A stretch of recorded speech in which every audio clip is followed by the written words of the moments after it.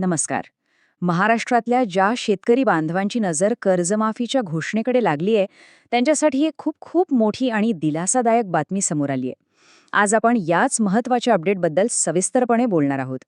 तर सगळ्यात आधी आणि सगळ्यात महत्त्वाची बातमी काय आहे तर कर्जमाफी योजनेचे नियम काय असतील, निकष काय असतील हे ठरवण्यासाठी जी एक तज्ज्ञ समिती नेमली होती ना, त्या समितीने आपला अहवाल आता फायनली शासनाला सादर केलाय. म्हणजे एक मोठा टप्पा पार पडलाय. हो, आणि हे खरंच खूप मोठं पाऊल आहे. लक्षात घ्या, अर्थसंकल्पात जी घोषणा झाली होती, पुण्यश्लोक अहिल्यादेवी होळकर शेतकरी कर्जमाफी योजना, त्या योजनेला प्रत्यक्षात आणण्याच्या दिशेने उचललेलं हे एक निर्णायक पाऊल मानलं जातंय. आता या योजनेचे खास वैशिष्ट्य आहे. म्हणजे यात फक्त एकाच प्रकारच्या नाही तर 2 वेगवेगळ्या गटातल्या शेतकऱ्यांचा विचार केला गेलाय. आणि चांगली गोष्ट ही आहे की दोन्ही गटांना मोठा आर्थिक फायदा होणार आहे. बघूया तरी कसा ते. तर पहिला गट आहे थकबाकीदार शेतकऱ्यांचा. म्हणजे बघा, ज्या शेतकऱ्यांना काही कारणांमुळे आपल्या पीक कर्जाची परतफेड करणं शक्य झालेलं नाहीये, त्यांच्यासाठी ही योजना आहे. अशा शेतकऱ्यांचं तब्बल 2 लाख रुपयांपर्यंतचं कर्ज माफ करण्याची तरतूद या योजनेत आहे. आणि आता दुसरा गट, हा सुद्धा तितकाच महत्वाचा आहे. नियमितपणे कर्जफेड करणाऱ्या शेतकऱ्यांचा. म्हणजे ज्यांनी अगदी प्रामाणिकपणे वेळेच्या वेळी आपले हप्ते भरलेत, त्यांनाही विसरलेलं नाहीये. त्यांना प्रोत्साहन म्हणून थेट 50,000 रुपयांचं अनुदान मिळणार आहे. म्हणजे बघा, योजनेचं गणित किती सोपं आणि सरळ आहे. एका बाजूला जे अडचणीत आहे त्या थकबाकीदार शेतकऱ्यांना 2 लाखांपर्यंत कर्जमाफी देऊन थेट दिलासा दिला जातोय, आणि दुसऱ्या बाजूला जे प्रामाणिक आहेत, नियमित कर्ज फेडतायत, त्यांना 50,000चं अनुदान देऊन त्यांच्या निष्ठेचं एक प्रकारे बक्षीसच दिलं जातंय.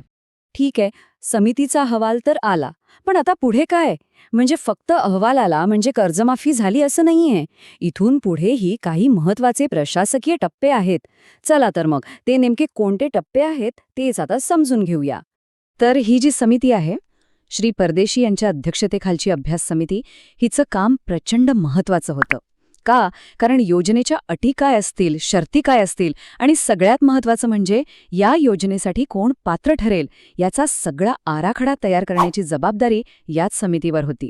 आणि आत्ता जो काही पुढचा प्रवास आहे, तो पूर्णपणे याच अहवालावर अवलंबून असणार आहे. आता समोर बघा, हा आहे पुढचा रोडमॅप. म्हणजे अहवाल सादर झाल्यानंतरची प्रक्रिया कशी असेल ते. सगळ्यात आधी स्टेप 1, हा अहवाल राज्य मंत्रिमंडळाच्या बैठकीत सादर होईल. त्यानंतर स्टेप 2, त्यावर सविस्तर चर्चा होईल, विचारविनिमय होईल.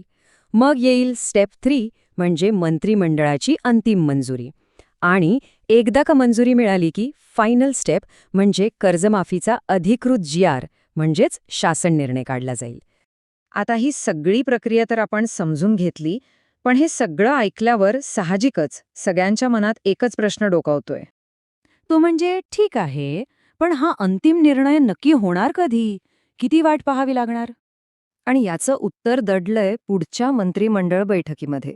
हो, तीच बैठक सगळ्यात निर्णायक ठरणार आहे. कारण त्याच बैठकीत या अहवालाला अंतिम मंजुरी मिळेल. आणि एकदा का ते झालं की मग योजनेचे लाभार्थी कोण, पैसे कधी आणि कसे मिळणार, या सगळ्या गोष्टींचं चित्र एकदम स्पष्ट होईल. पण या सगळ्या प्रक्रियेमध्ये एक सगळ्यात मोठी आणि आश्वासक गोष्ट कोणती असेल तर ती म्हणजे स्वतः मुख्यमंत्र्यांनी दिलेलं आश्वासन.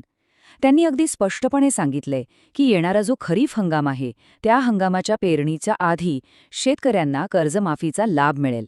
याचा अर्थ जरी प्रशासकीय प्रक्रिया सुरू असली तरी एक निश्चित डेडलाईन, एक कालावधी आता सगळ्यांसमोर आहे. ही खरंच एक मोठी दिलासादायक बाब आहे.